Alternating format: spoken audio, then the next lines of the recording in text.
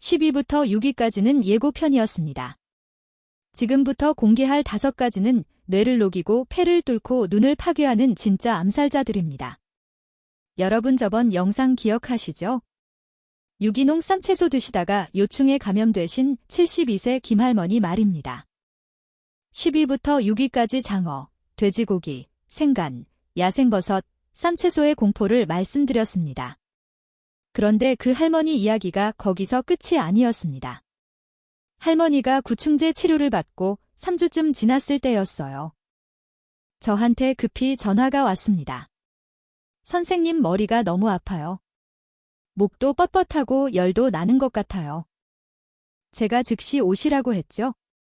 검사를 해보니까 백혈구 수치가 치솟아 있었습니다. 여러분, 이게 왜 무서운지 아세요? 기생충은 장에만 머무르지 않습니다. 혈관을 타고 온몸으로 퍼져요. 특히 뇌로 가는 놈들이 있는데요. 이 놈들은 혈내장벽이라는 우리 몸의 최후 방어선마저 뚫고 들어갑니다. 마치 공항 출입국 심사를 위조 여권으로 통과하는 것처럼 당당하게 뇌로 걸어 들어가는 겁니다. 더 충격적인 사실을 알려드릴게요. 여러분이 끓는 물에 삶으면 다 죽는다고 생각하시죠? 틀렸습니다. 특히 조개나 소라 같은 껍데기가 있는 놈들은 껍데기가 천연 단열재의 역할을 합니다. 겉은 펄펄 끓는데 속은 미지근해요. 바로 이 온도가 기생충한테는 최고의 생존 조건입니다. 자, 이제부터 제가 20년 의사생활하면서 가장 충격받았던 순위 공개하겠습니다. 5위부터 1위까지 이 5가지 음식은 의사들이 절대 입에 대지 않습니다. 뇌를 공격하고 폐를 파괴하고 눈을 멀게 만들기 때문입니다. 특히 1위는 절대 가볍게 생각하시면 안 됩니다. 이놈이 뇌로 들어가면 뇌척수액을 타고 퍼지면서 뇌세포를 하나하나 녹여버립니다. 호상호성 뇌수막염이라는 병인데요. 한 번 걸리면 회복이 거의 불가능해요. 김할머니가 그때 저한테 이렇게 물어보셨어요. 선생님, 저는 쌈채소밖에 안 먹었는데 왜 이렇게 아파요? 혹시 더 위험한 걸 모르고 먹은 건 아닐까요? 네, 맞습니다. 할머니는 다행히 쌈채소 정도였지만 지금부터 말씀드릴 5가지를 드셨다면 정말 큰일 날 뻔했어요. 여러분, 오늘 영상은 정말 끝까지 보셔야 합니다. 여러분의 생명이 걸린 문제예요. 지금 바로 좋아요 버튼 눌러주시고요. 댓글에 한 글자만 남겨주세요. 집중 이 2글자만요. 여러분이 얼마나 심각하게 받아들이시는지 제가 확인하고 싶습니다.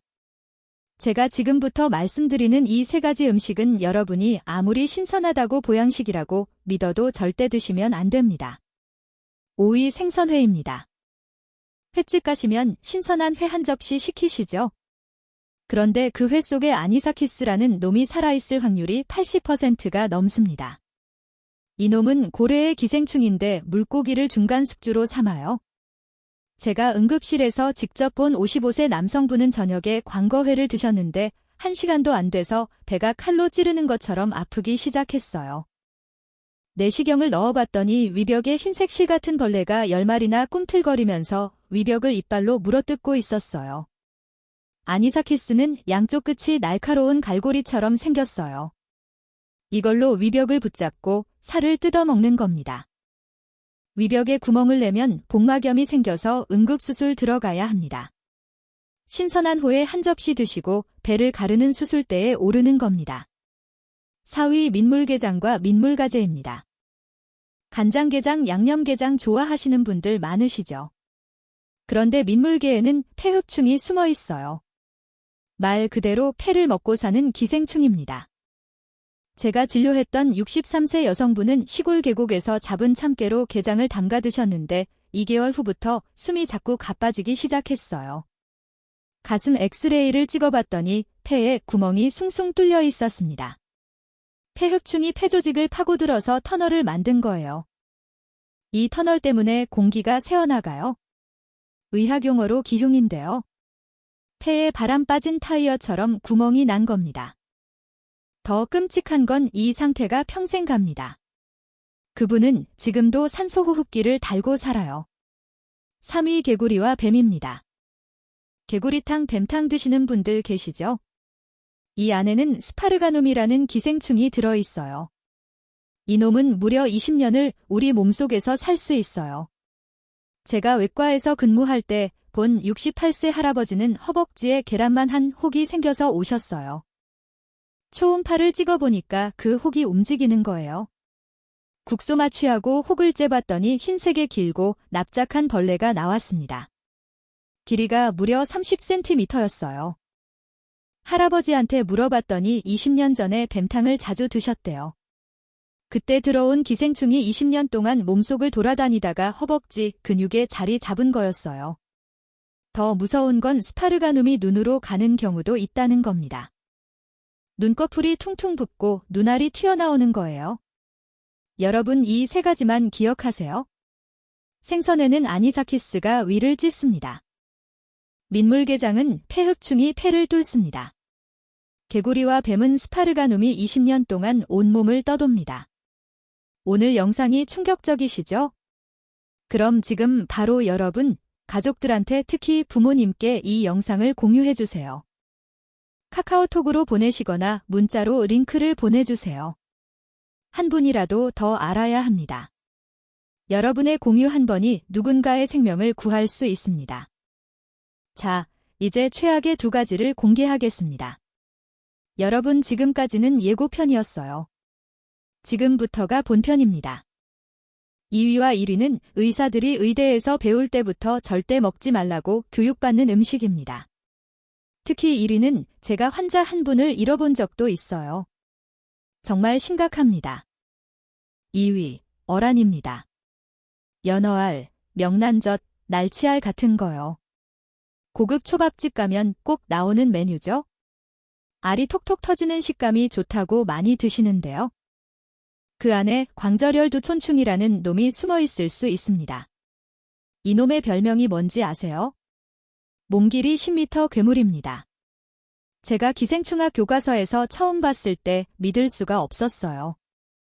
사람 몸속에서 10m까지 자란다니요. 우리 소장 길이가 6m 정도거든요.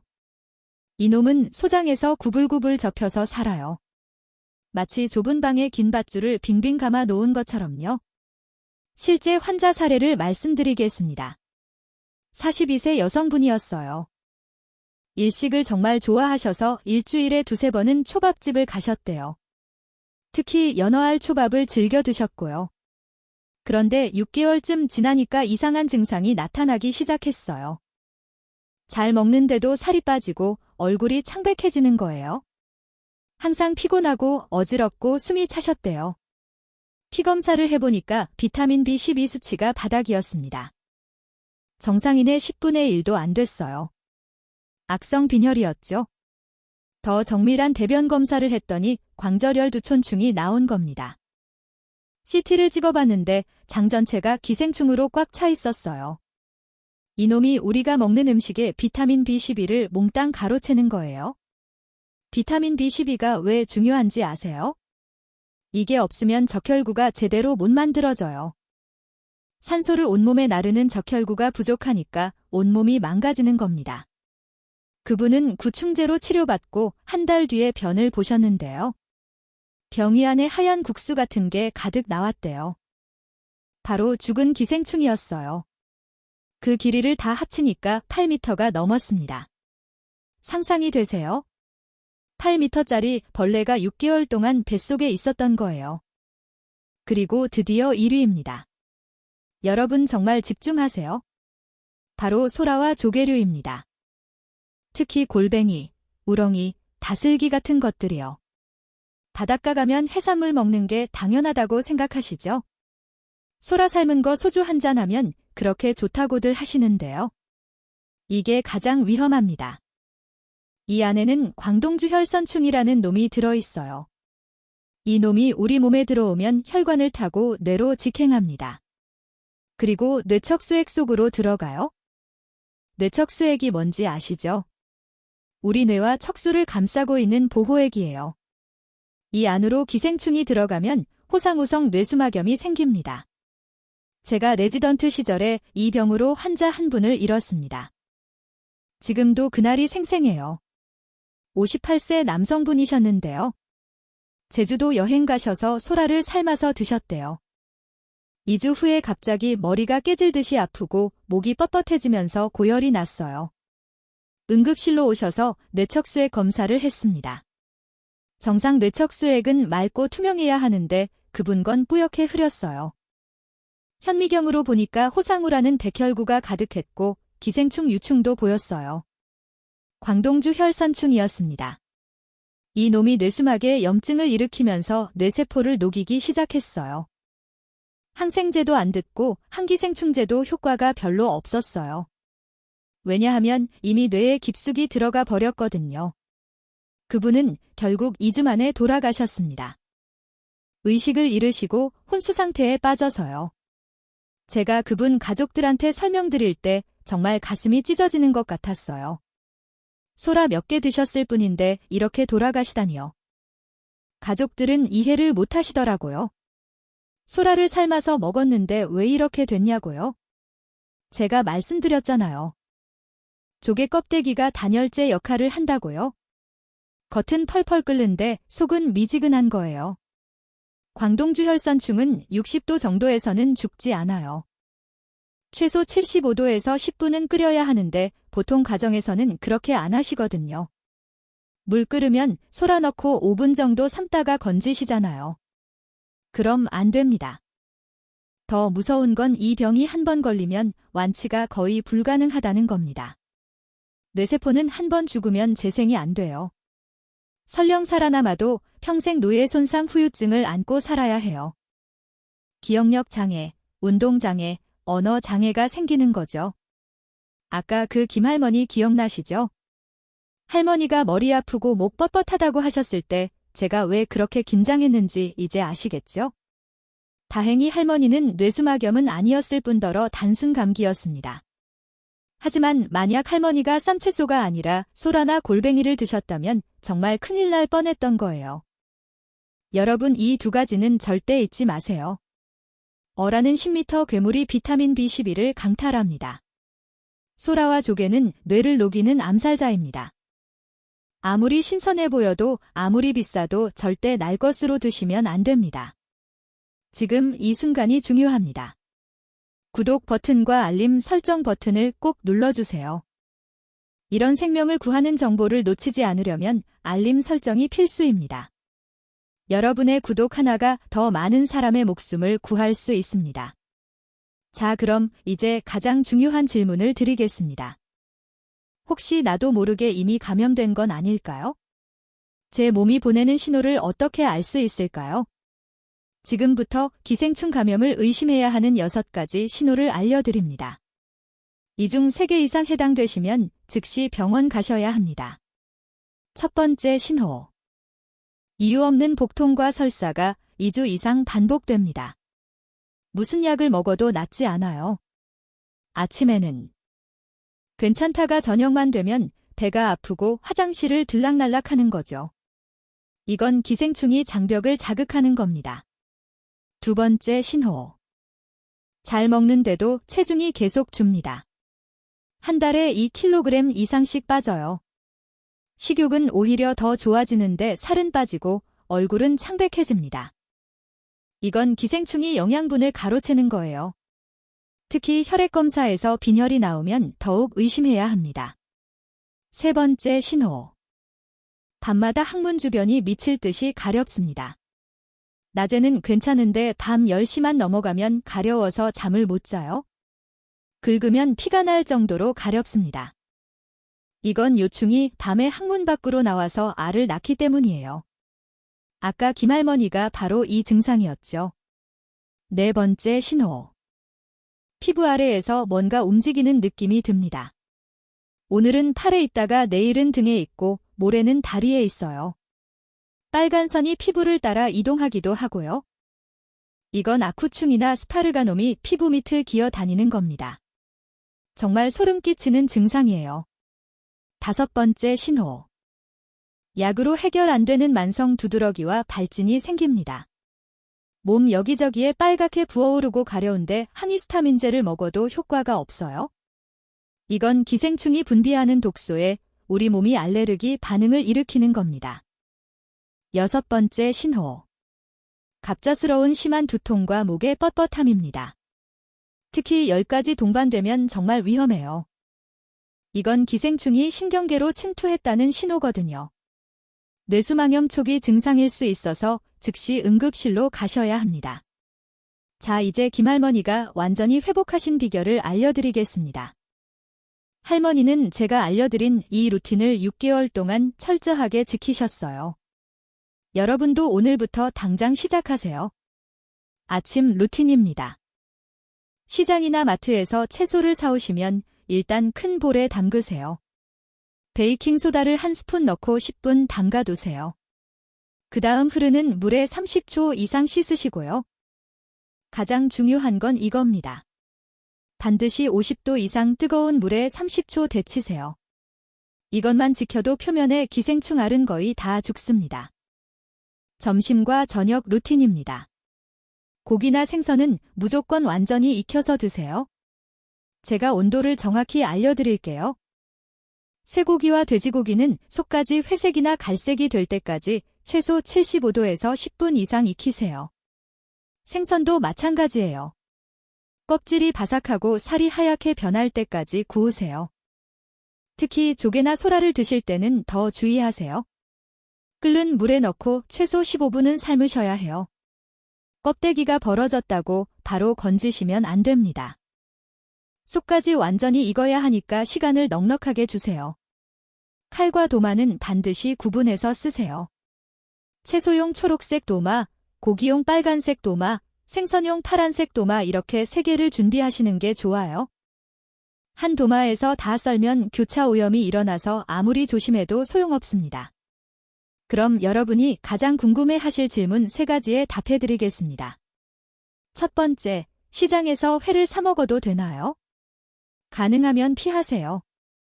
정 드시고 싶으면 대형마트나 백화점에서 파는 냉동 처리된 회만 드세요.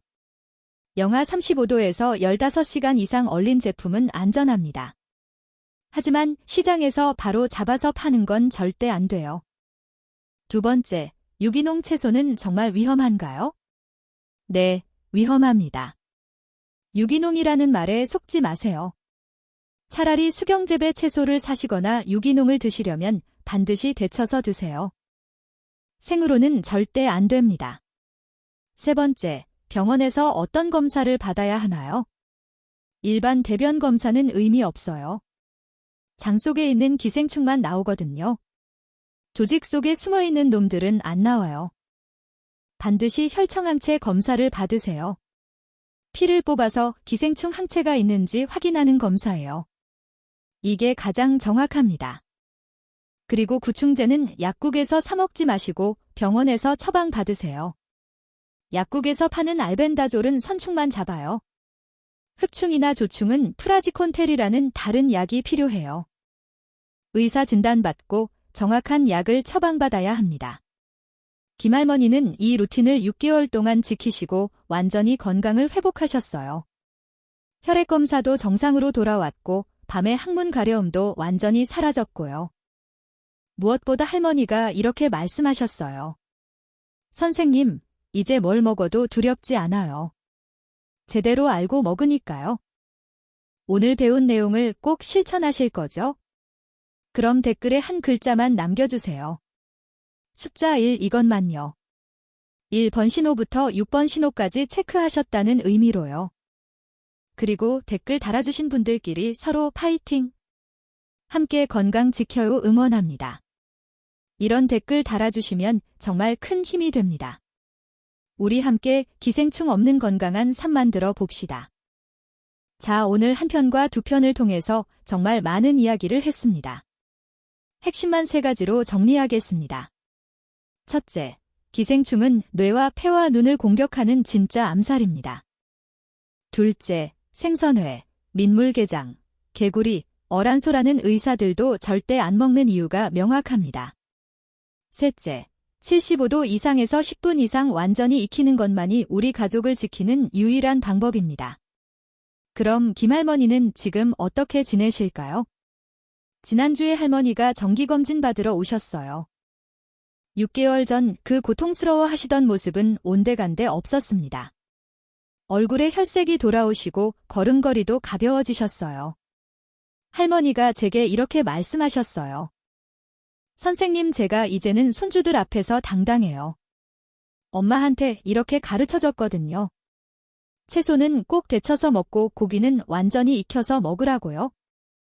딸애가 그러더라고요. 엄마가 이제 건강박사 다 되셨네요. 저는 할머니 얼굴을 보면서 정말 뿌듯했습니다. 할머니뿐만 아니라 할머니 가족 전체가 이제 안전해진 거잖아요. 이게 바로 제가 이 영상을 만드는 이유입니다. 한 분 한 분이 알아가시고 실천하시고 그 지식을 또 주변에 나눠주시는 거예요. 여러분 기억하세요? 죽지 않는 기생충은 없습니다. 아무리 무섭고 강한 놈들이라도 제대로 된 방법으로 조리하고 제대로 된 검사와 치료를 받으면 반드시 이길 수 있어요. 두려워하실 필요 없습니다.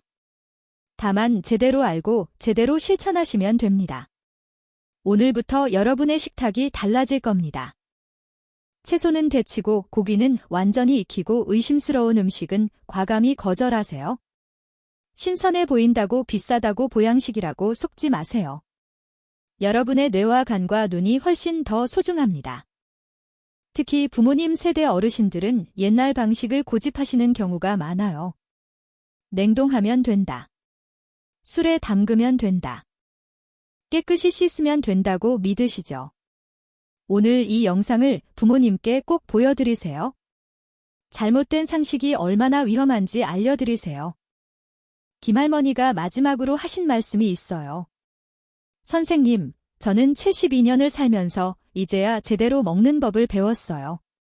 늦었다고 생각하지 않아요. 지금이라도 알게 돼서 감사해요. 앞으로 건강하게 오래오래 살 수 있을 것 같아요. 여러분도 늦지 않았습니다.